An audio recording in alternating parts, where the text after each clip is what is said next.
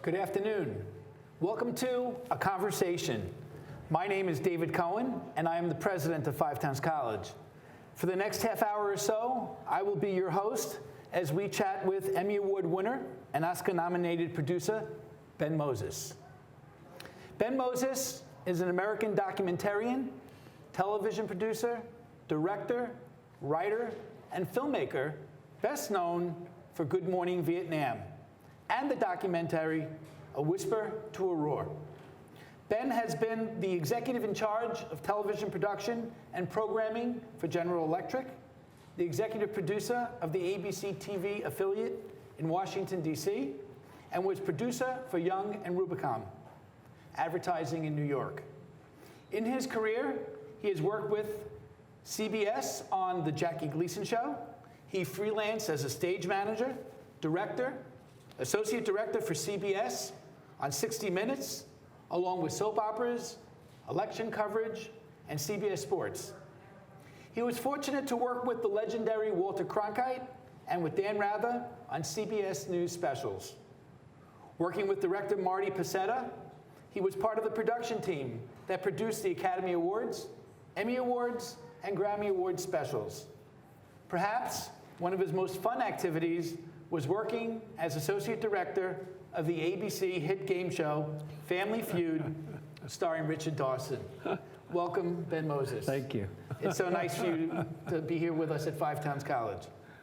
It's fun. Nobody talks about Family Feud very much anymore. Right. So this week, Ben, you are the Distinguished Artist in Residence at Five Towns College.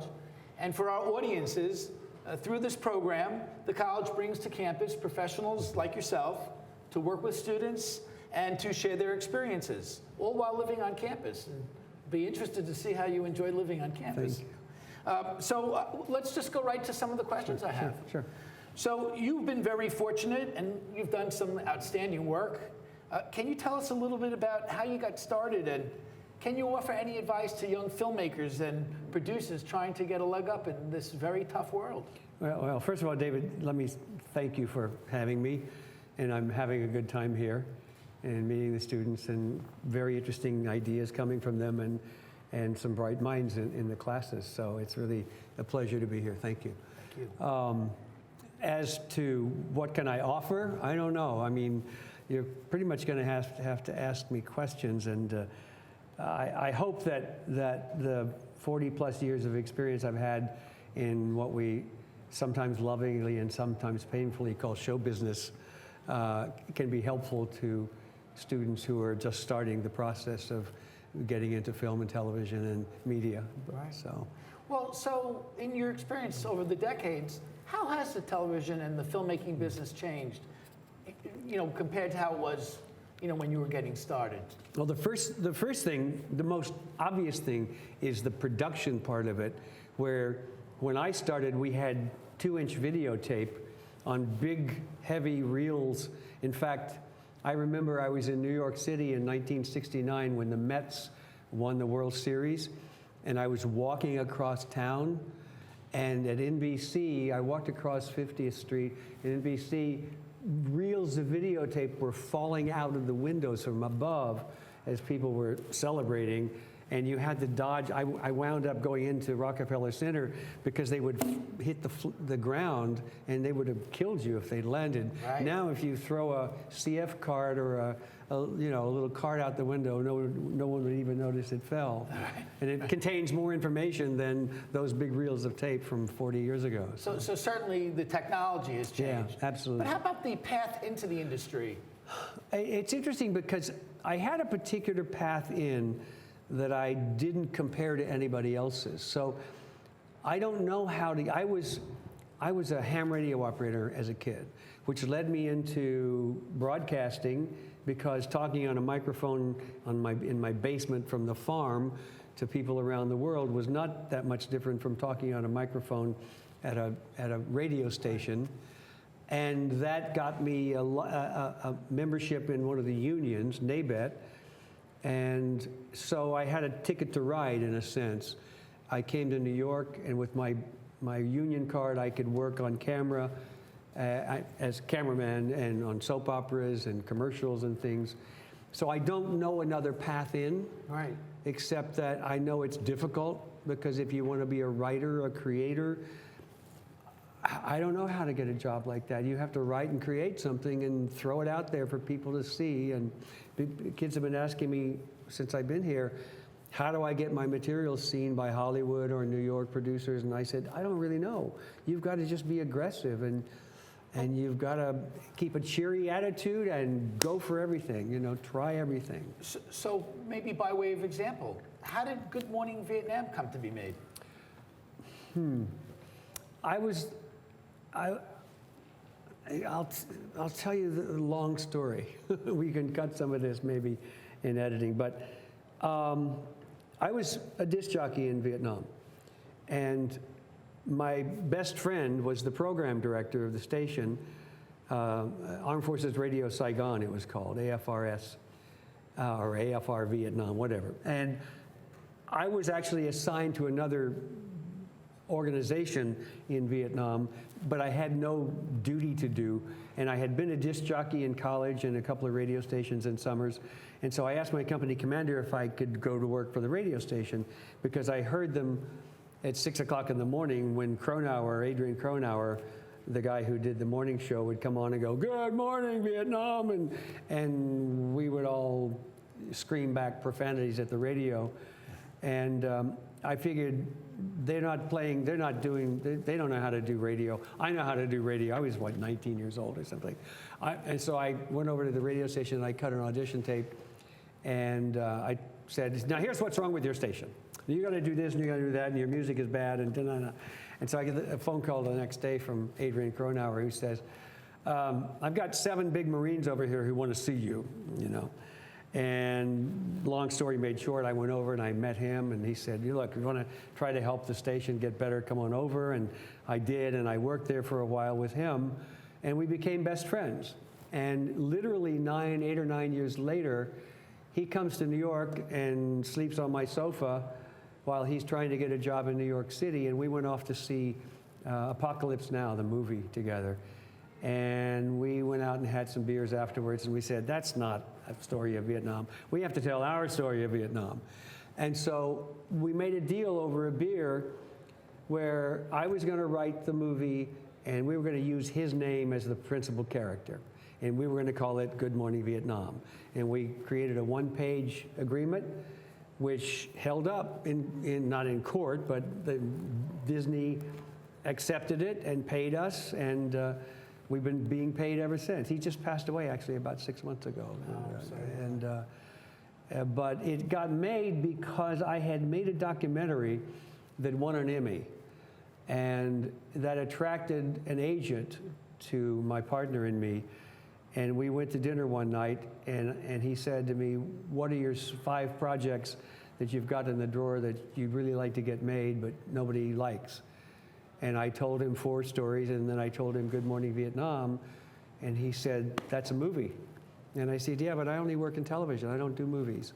And he said, "Well, you do now." And he really took that and ran with it, gave it to Robin Williams' managers, and they loved it. They called me up like 2 weeks before Christmas. I'm having dinner, and I get a phone call, and they say, "We want to make your movie." And I went, "Oh my God," you know? It's just, that's the magic of Hollywood. Right. One day you're serving tea to basketball stars, and the next day you're a basketball star. You know what I mean? That kind of thing. And it was controversial. I recall, when the movie came out, that it was really the first movie to tackle the topic of Vietnam in some ways in a lighthearted way. Now, up till then, Vietnam was a national tragedy. It was a very difficult period for America. I was escorted out of the office of the president of ABC, saying, "How dare you try to make a comedy on Vietnam?" And I said, "It's not a comedy." Right. But I mean, seriously, I pissed a lot of people off. Yeah, well, I mean, it was lighthearted, and I think for the audience, you really have to see the movie to understand it. But what was your favorite part of the movie? 2-minute story. The script that we finally got after a long time and going through several writers was this hilarious, hilarious script that by page 9, I remember sitting on the floor the first time I read the script, page 9, I'm crying on the floor. It's so funny. But by the time I got through the script, it didn't have the pathos, the tragedy that I needed in the film. I was in Vietnam. I know how terrible an experience it was for so many people. And I couldn't just stand to make a comedy. And so when Barry Levinson got involved, the director, I grabbed him like the first day we met and I said, sit down, we have to talk. And I told him what was necessary in my soul to make this a movie that I could be proud of. And I told him about the experiences of GIs I knew in Vietnam and everything else.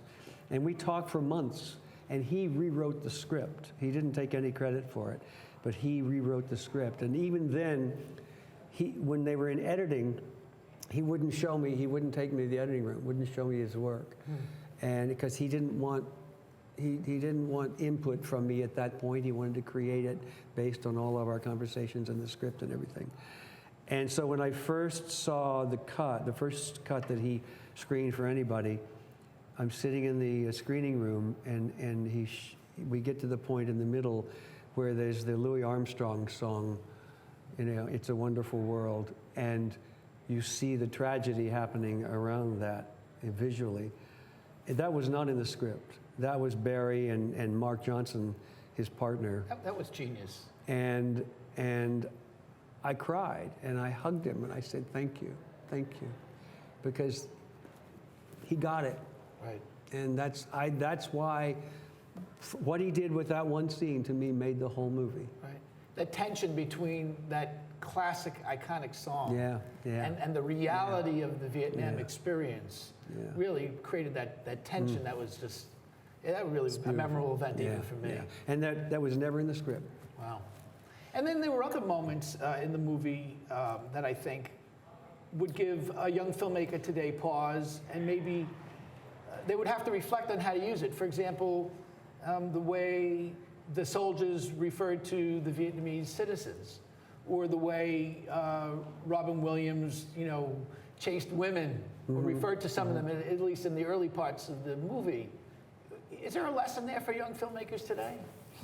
Well, this is 30 years ago, and life shifts and changes and cultures change. I mean, certainly in 1960s and early 70s when we were in Vietnam,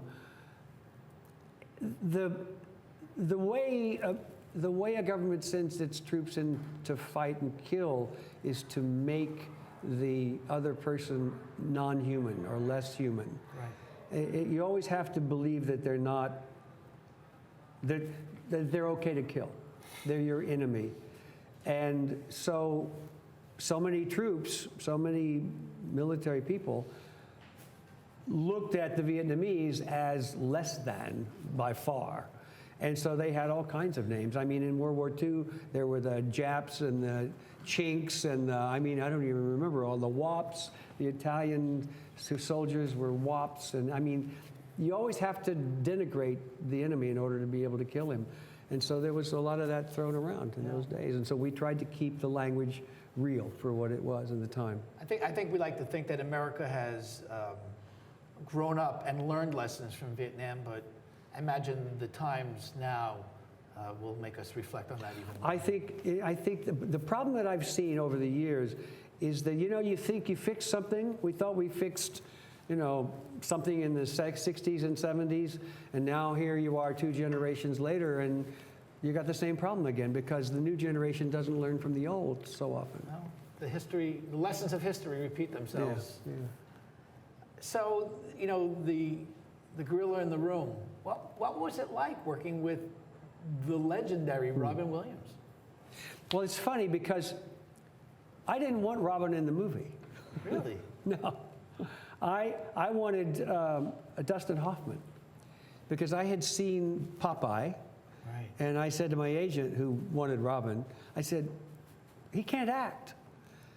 Dustin Hoffman can act. Did you see Tootsie? And he said, yeah, but think of Robin as a disc jockey. And I said, yeah, but that's only like 20 minutes of the film. We got 90 minutes. How are you going to get him to act, And in fact, he had been a problem on sets because directors couldn't figure out how to work with Robin because Robin was all over the place all the time. And so I really didn't want him for a long time.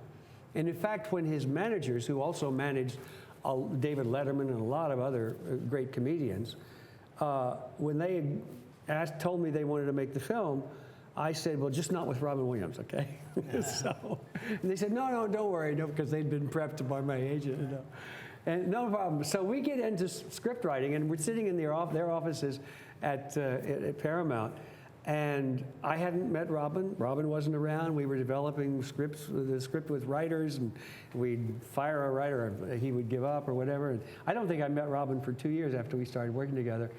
And then one day, I go in for a meeting, and after the meeting is over, we're chatting, and I hear my name being yelled down the hall, out the door down the hall. Ben Moses, where's Ben Moses? And I go stick my head out the door, and I look down the hall, and there's Robin Williams down at the other end of the hall. And he was a famous guy. He was huge on television in those days, too. And, are you Ben Moses? And I go, yeah. And he comes running down the hall at me, and he jumps on me. He's a little bit shorter than me. He jumps on me. He says, please let me do Good Morning Vietnam. Please let me do Good Morning Vietnam. And I went, okay. And that was it. So he was such an iconic personality. Yeah. And he would come to dominate the stage on any show that he was with. How much of the movie really reflects his personality? Would the movie have been as successful had you gone with Dustin Hoffman? No. Well, maybe in a different way. Right. I mean, Hoffman's phenomenal, but no. Robin knew this movie was going to make his career because he knew he could play a disc jockey like nobody could. He knew that, and he was destined to make this film. They just had to win me over. I mean, they theoretically could have made it without my permission, but I would have given them. But truthfully, once he came and jumped on me and begged, I was just putty in his hands. I absolutely said, okay, fine, sure, you know. Well, I think you're right. I mean, he was a huge personality even in those days. But I think in some ways the movie was still a breakout opportunity for him as well. Oh, absolutely. He knew that. That was the movie that made him a movie star. Yeah. And he knew it. It took him off of the small screen and really put him on the large screen. The fun part was that Barry Levinson helped him do that, because Barry realized that Robin couldn't hit marks, right, and couldn't stand in one place and talk and deliver a line. So what he did when we shot, he said, you can go from this chair to that chair. I'll give you that amount of space, or whatever the space was. He gave him a range of area to perform in. And then Robin, being a stand-up comic, could do that. And so Barry shot the whole film with handheld cameras. And I remember the first time I saw the first cut, and everything was handheld. There was not a static camera in the whole film. It was the first time anybody had ever made a movie like that. And it was like, Barry, are you going to leave it that way? He said, yeah, I have to, because Robin's moving around all the time, and I can't just go from him moving around to a static camera on the next scene or on the other guy. So he had to go handheld with everything, and it set a whole movement in motion for 10 years. TV commercials took that handheld camera movement, and all the commercials you saw on television for 10 years had all handheld cameras. So there were so many talented people that you had a chance to work with, and Robin Williams, of course, and you've mentioned Barry Levinson, and what was it like working with him and some of the other big, huge Hollywood figures that you had a chance to interact with on that film? There are. First of all, it was almost the introduction, not quite, of Forrest Whitaker, who played Robin's buddy, and you know, Forrest went on to be gone on to be a great star. But one of the conversations we had early on, Barry came to me and said, "Can I put a black man in the film as his friend?" And it's like, it was a strange question to me, but in 1988, 87, or 86, when we were shooting, there weren't a lot of black guys in movies. Forrest had just made The Color of Money with, who's Joanne Woodward's husband, Paul Newman. Right. and he was brilliant, and Barry wanted to use him. And I thought it was an interesting question but it was true that there hadn't been a really black person elevated to stardom, at least since the 70s when there was I Spy and stuff like that. But and I think that is the challenges of doing a period piece for young filmmakers. Yeah. You want to. Yeah, he said, were there black guys in the radio station in Vietnam in the 60s? Right. That's what the question really was. And I said, I don't know. Honestly, I didn't know. Yeah, I mean, you want to be historically accurate, and yet you want to be, to some extent, as a filmmaker, PC, but to tell the story, you know. Well, you want to be a little progressive and push the envelope. You know? And I think filmmakers today have that challenge. How do we cast television shows and movies, even student films, in a colorblind way? With colorblind and transvestite, LGBT, all of that, Yeah, and I think that's one of the challenges for Hollywood and the entertainment business. Well, how do we be inclusive at the same time to be historically accurate? But I love this business because we do look at prejudice and we say why, you know, and we try to open people's minds. Yeah. Well, that was a great so bring us to the present. Tell us about the projects that you're working on now. What are the things that you're proud of? That you're how do we learn more about you?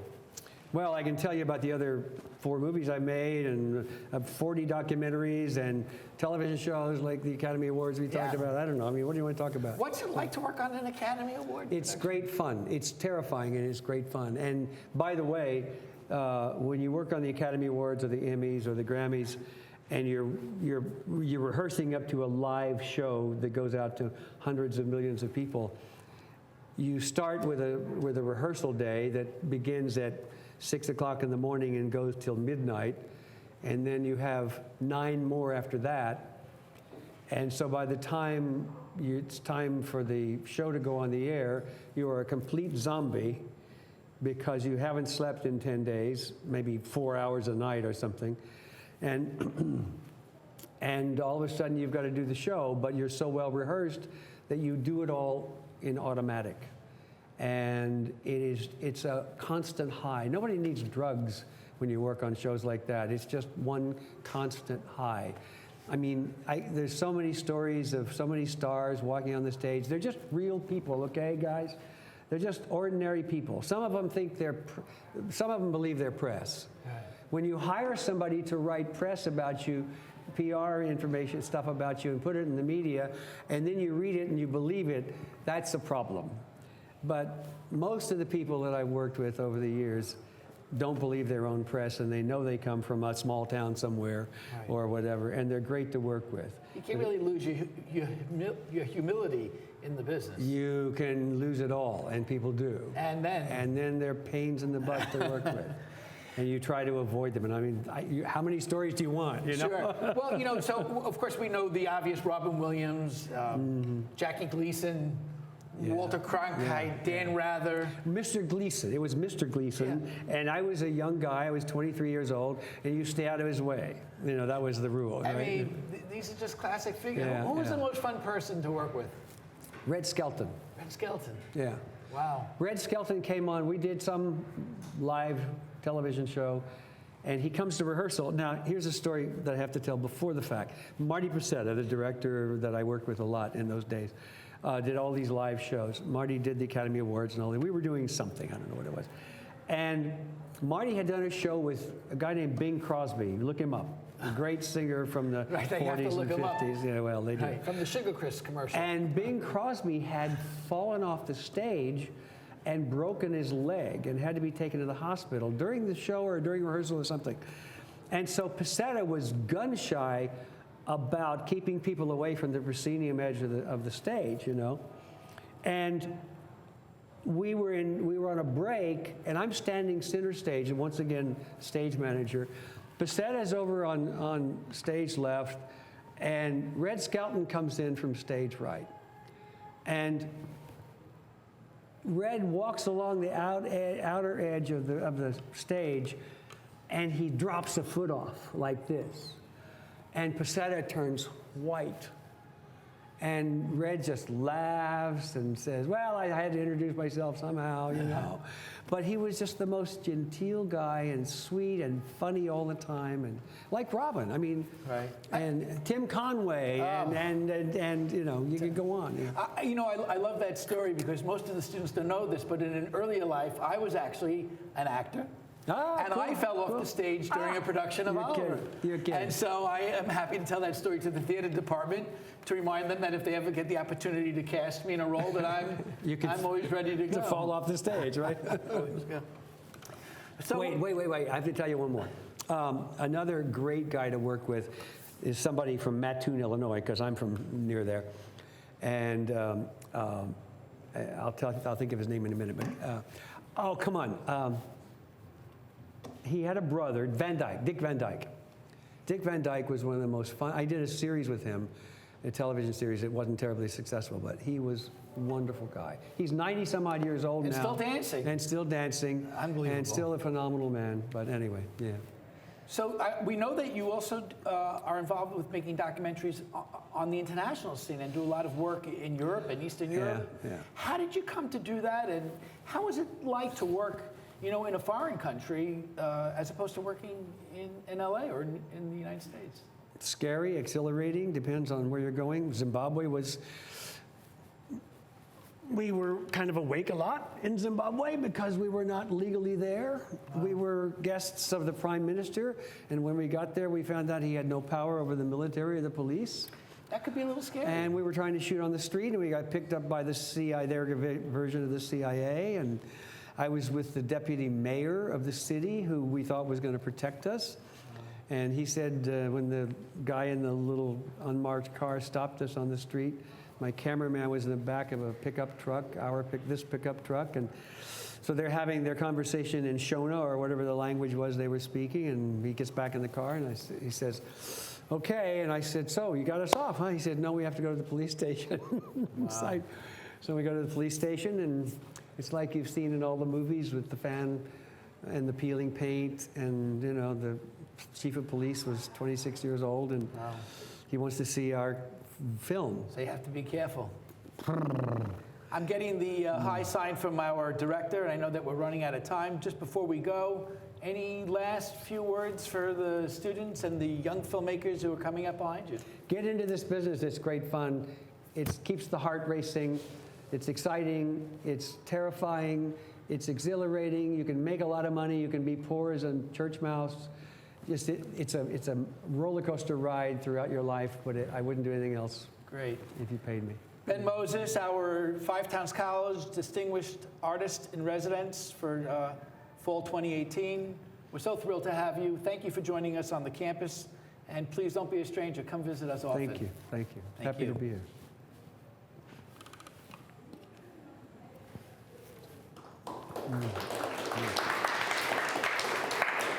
Thank you.